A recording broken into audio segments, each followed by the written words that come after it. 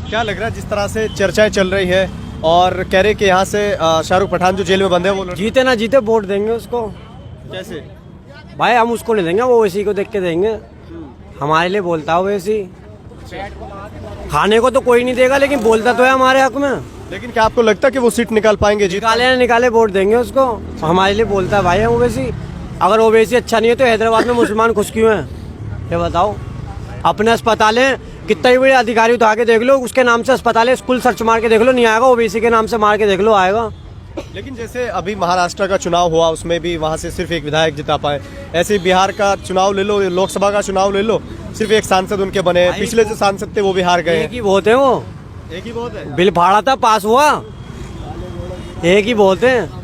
वो तो सोचो अगर फिर 30-40 हो गए तो क्या होगा। एक ही वोट है वो पार्लियामेंट में। लेकिन कैसे होंगे वो 30-40 और कब होंगे? होंगे इंशाल्लाह होंगे, क्यों नहीं होंगे।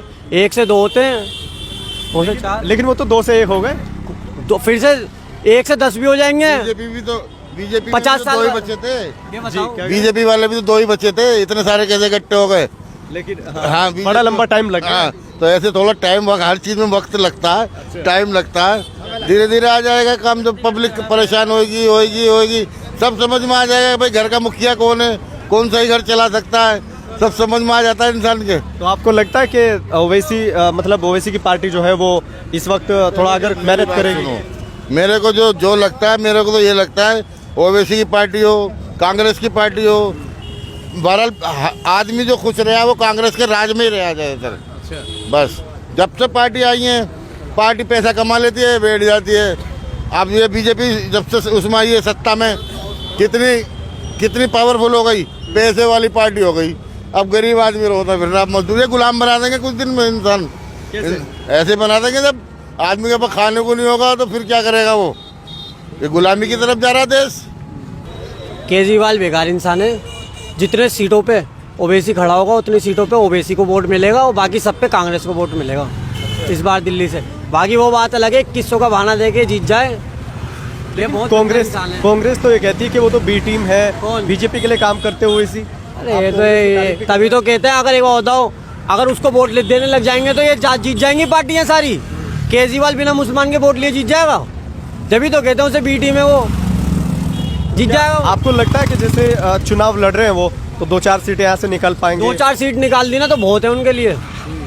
हाँ, लेकिन जैसे मुस्तफाबाद की बात करें तो वहाँ ताहिर हुसैन को टिकट दे दिया है। कई लोग कह रहे वो दंगाई है, जेल में बंद है। भाई साहब एक बार बताओ, क्या नाम है, जामिया में राम भक्त ने गोलियां चलाई थी, जब भी तो उनको जेल में छुटाया। आज बीजेपी के अध्यक्ष बने बैठे हुए हैं वो, तो हमने हमारा हक नहीं है छुटाने का। अभी उन पर आरोप है, अभी वो तो नहीं हुआ उनको, ताहिर हुसैन को।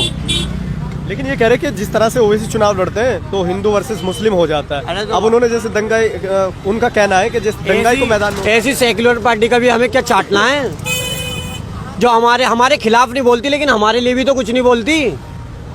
क्या कारण है? मतलब आपको लगता है कि वो बोल नहीं? भाई हमें तो वो चीज़ जो हमारे आमने सामने टक्कर पे खड़े होके बोले क्या भाई हमें मुसलमानों के साथ और वो हिंदुओं के साथ भी, दलितों के, क्या उनकी हैदराबाद में हिंदू वो नहीं जीतते इलेक्शन? ये बताओ, हिंदुओं बंदों को खड़ा नहीं करता वो। जैसे हम लोग बात कर रहे हैं तो कई लोग केजरीवाल की बड़ी तारीफ कर रहे हैं, कई लोग ये कह रहे हैं 2100 रुपए के लिए तो मैं भी यही बोल दूँ, लाओ दे दो मेरे को 2100 रुपए। अभी 2100 रुपए मिलेंगे, बिजली पानी फ्री, फिर वो 1-2 महीने देगा, बंद कर देगा, उससे क्या फायदा होना है?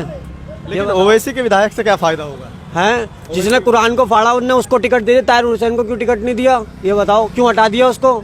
लेकिन उसने टिकट दिया था फिर काट दिया। हाँ, और जिसने कुरान की तौहीन की उसको फाड़ा, उसको टिकट दे दिया उसने, तो हमारा दिल नहीं दुखेगा? लेकिन उसका टिकट कट गया है। अब कट गया होगा क्योंकि अब बंदों ने दिखाई उसकी औकात, इसलिए उन्होंने टिकट काट दिया। कैसे औकात दिखाई? मतलब हमने सोच लिया था वोट नहीं देंगे उसको। आप जो बात कर रहे हैं कि राम भक्त ने गोली चलाई और वो आज बीजेपी में है, ताहिर हुसैन जेल में है, ये चीज़ें कहाँ से आती है? मतलब कहाँ से पढ़ते हैं आप? पूरे दिन मेट्रो चलाते हैं? पूरे दिन मेट्रो चलाता हूँ भाई साहब, रोड पे रहता हूँ। रोड पे रहने वाला इंसान को सब पता होता है। मोबाइल से देखते हैं क्या? मोबाइल में चलाते नहीं, मेरे पे छोटा फ़ोन है।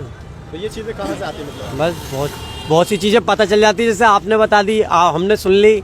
ऐसे हमें तो देखो ऐसी पार्टी चाहिए भाई जो सबका सम्मान करे और सबको एक साथ लेके चले। ये थोड़ी यार दोगलापंथी करोगे, वोट भी ले लिया।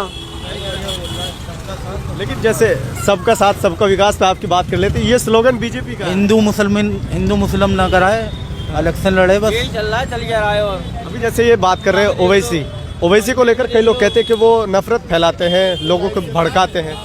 नहीं, वो बात हक की बात करते हैं। जो हक की बात करेगा उसकी बात बुरी लगेगी लोगों को। अच्छा, ये जो कब तक? बेफजूल की बात करेगा उसको सब ताली बजाएंगे।